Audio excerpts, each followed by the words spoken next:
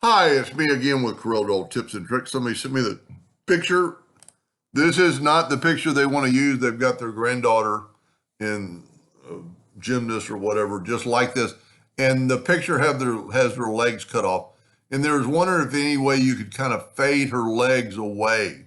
So they sent me this picture because they didn't want to use their granddaughter. And yes, there is. I never use it. I don't think I've ever shown it.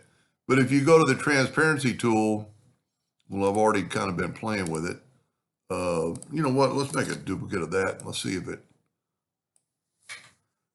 it doesn't do it. So normally when you hit it with the transparency tool, well, you get a bar.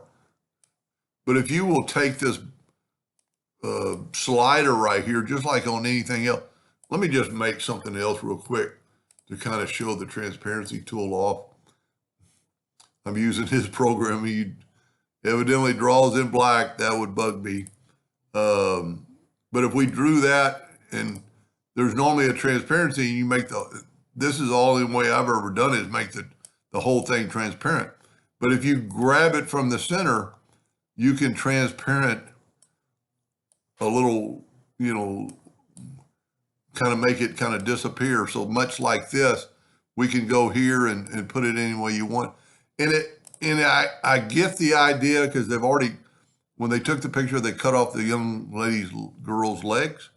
So this way they just kind of fall into, you could go pretty much further and, or just do whatever you want to do. You could, I don't know, I don't really do this. I don't know if you could change the color to blue, or I don't think so with this thing. There's no way to do, yeah, look at that. You're making the whole thing transparent now, but if you go just kind of play around, and this is how you learn how to do things. And we'll just back up here and put the original picture back. So this is pretty cool that you can make something, kind of fade away, I guess you want to call it. Anyway, I hope that helped them a little bit. Thank you for watching.